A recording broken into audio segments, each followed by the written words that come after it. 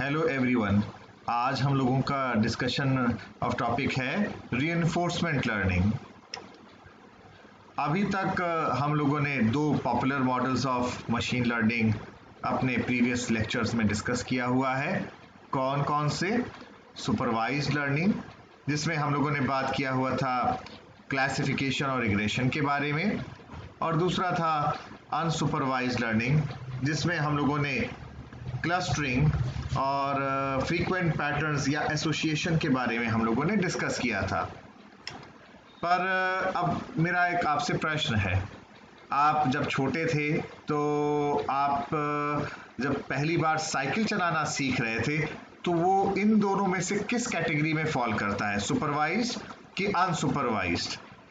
अगर आपको ध्यान होगा तो शायद आप कैसे करते थे। आपके पास साइकिल थी, साइकिल को आपने लिया और उसको आपने चलाने की कोशिश किया।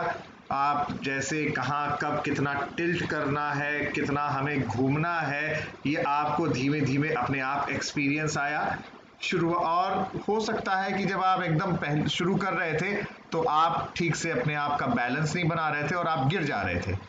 गिर जाने की वजह से आपको चोट भी आती रही होगी, और जब चोट आई होगी और इन सब चीज़ों की वजह से आपको धीमे धीमे आप खुद अपने आप सीख रहे थे। वहीं साथ में आपके फादर या आपके बड़े भाई या बहन जो आपको सीखते हुए देख रहे थे, और आप जब चला रहे थे और चलाना शुरू कर दिए होंगे ठीक से, तो फिर वो साथ में आपको और अपलॉड कर रहे थे, तालियां बजा रहे थे, और जिससे कि आपका उत्साहवर्धन हो। तो यहाँ पर क्या हो रहा है? यहाँ पर अगर हम देखें तो यहाँ पर आपको एक तरीके से अपलॉड किया जा रहा है, एक तरीके से शाबाशी दी जा रही है जब आप प्रॉपर तरीके से आप चलाने लगे थे। ये और साथ में ऐसी भी संभावना थी जब आप गिरे तो आपको पैरों में या हाथ में, शरीर का वो हिस्सा जिस जगह पे आपको गिर गए थे वहां आपको चोट भी लगी होगी, तो आपको एक तरीके से उसकी वजह से परेशानी भी हुई होगी। तो यहाँ आप धीमे धीमे सीख रहे थे, ट्रायल कर रहे थे, गलतियां हो रही थी, गलतियां होने के साथ साथ कभी कभी आप ठीक चला ले रहे थे तो आपको कोई ना कोई अपलॉड कर रहा था या आपको खुद खुशी हो रही थी, और जब आप गिर जाते थे तो आपको चोट लगती थी। तो ना तो ये प्योरली सुपरवाइज लर्निंग के कैटेगरी में आ रहा है, ना ही ये अनसुपरवाइज लर्निंग की कैटेगरी में आ रहा है, बल्कि यहाँ पर आपको एक बार शाबाशी मिल रही है और एक बार जब आप ठीक चला रहे थे, और दूसरा जब आप नहीं चला पा रहे थे ठीक से और आप गिर जा रहे थे, तो एक प्रकार से आपको जो चोट लग रही थी वो हम उसको कह सकते हैं एक तरह का पनिशमेंट भी मिल रहा था। तो ये एक रीइंफोर्समेंट लर्निंग का एग्जाम्पल है। तो in reinforcement learning, in this type of learning, a teacher is available and that teacher is within you. But the teacher, instead of directly providing the desired action corresponding to a perception, returns rewards and punishment to the learner for its action corresponding to a perception. तो जैसे आप जब cycle चला रहे थे तो cycle चलाते हुए आपको, आपके साथ जो खड़े हुए आपको देख रहे थे वो आपको शाबाशी दे रहे थे, आपको खुद भी खुशी हो रही थी, और साथ में जब आप गिर रहे थे, चोट लग रही थी, तो एक तरीके से उसको कहा जा सकता है कि आपको पनिशमेंट भी मिल रहा है। सिमिलरली एक एग्जांपल रोबोट का हम कह सकते हैं that a robot in an unknown terrain where it gets a punishment when it hits an obstacle and reward when it move smoothly. तो जब रोबोट एक ऐसी जगह पहुंचता है जहां पर रास्ते में ऑब्स्टिकल आ जाए तो वहां ठीक से वो नहीं स्मूथली चल पाता है, और अगर ऐसी जगह है वो अपने आप सीखता है कैसे मुड़े, लेफ्ट मुड़े, राइट मुड़े, या हम कैसे उस ऑब्स्टिकल को पार करें, और फिर बाद में कुछ समय बाद वो खुद सीख कर ऐसी सिचुएशन भी आ जाती है कि वो स्मूथली चलने लगता है। So how can an agent learn and know how to perform in this particular case? So the agent has a task to perform. For example, you as an agent had to learn how to cycle. It takes some actions in the world At some later point, it gets feedback telling it how well it did on performing the task.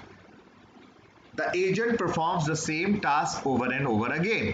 तो जो surroundings है, जो environment है, उसके basis पर उसको ध्यान में रखते हुए वो उसके बाद साइकिल आपने चलाना सीखा, आप साइकिल चलाए, आप कभी गिरे या आप नहीं गिरे, आप बार आपको अपना फीडबैक खुद आपको मिलने लगा, या और उसके बाद फिर आपने इसको बार बार ट्राई किया और एक समय के बाद फिर आपने उसको अच्छी तरीके से परफॉर्म करने लगे, तो आपको फीडबैक यहाँ खुद मिल रही है। तो इस चीज को कहा जा रहा है reinforcement learning. The agent gets positive reinforcement for task done well and negative reinforcement for task done poorly.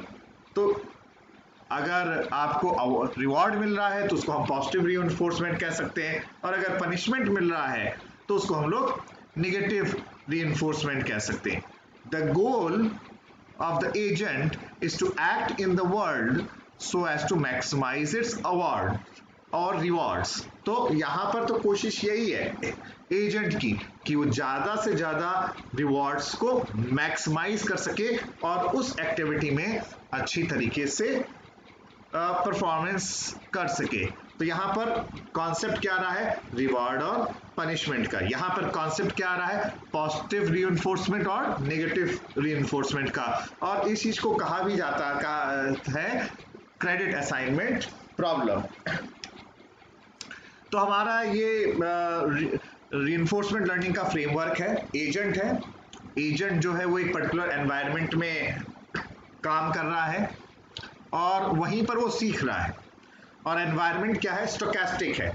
तो स्टोकेस्टिक का मतलब ये वैरी करता हुआ जा रहा है, हो सकता है कहीं रास्ते में कंकड़ पड़ा हो या कोई पत्थर पड़ा हो और वो साइकिल आप चलाने की कोशिश कर रहे हैं, तो environment is stochastic in nature. And यहाँ पर वो लर्न करेगा for the purpose of maximising the performance.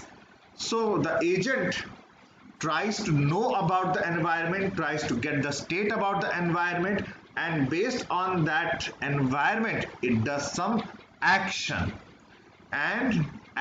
in order to fulfill its objectives. For example, as we had earlier discussed, of the agent learning to cycle. ठीक है, और बीच में अगर कोई सिचुएशन ऐसी आती है बीच में जहां पर उसका इवैल्यूएशन भी वो करता रहता है, तो यहां पर एक फीडबैक मिलता रहता है उसको क्रिटिकली कि क्या वो ठीक कर रहा है, क्या वो गलत कर रहा है, और जो वो फीडबैक मिल रहा है अगर ठीक हो रहा है तो उसको रिवॉर्ड कह रहे हैं, अदरवाइज उसको हम लोग पनिशमेंट के फॉर्म में की बात कर रहे हैं। जैसे अगर साइकिल गिर जाती है, रास्ते में कंकड़ आ जाता है और उसकी वजह से फिर एजेंट को या पर्सन को चोट लगती है, तो एक तरह का यहाँ पर पनिशमेंट है। तो एनवायरनमेंट कैसा है, स्टोकेस्टिक। यहाँ पर वो एनवायरनमेंट में लर्न करने की कोशिश कर रहा है और एक पर्टिकुलर ऑब्जेक्टिव को पूरा कर रहा है, और कोशिश कर रहा है ऑब्जेक्टिव को इस प्रकार करे जिससे कि वो रिवॉर्ड्स को मैक्सिमाइज करे। तमाम सारे एप्लीकेशंस हैं हमारे रीइंफोर्समेंट लर्निंग का, जैसे गेम प्लेइंग का, ऑटोनॉमस एजेंट या रोबोट नेविगेशन का, जो हम लोग ने अभी जस्ट डिस्कशन किया हुआ है।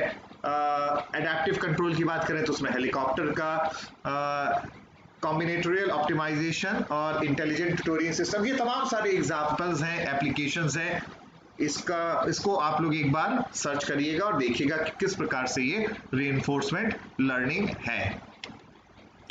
तो अब अगर फाइनली हम इसको समराइज करने की कोशिश करें तो ये पाएंगे कि in reinforcement learning the algorithm attempts to learn actions for a given set of states that lead to a goal state.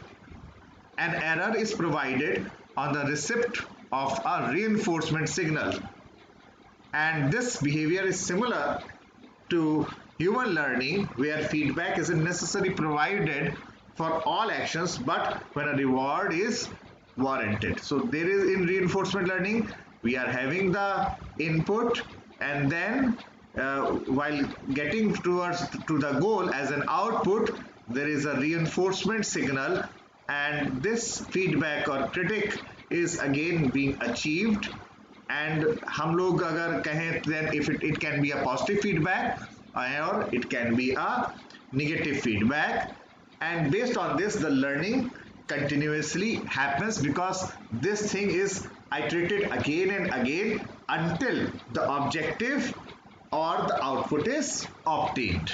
So this was all about reinforcement learning. Thank you.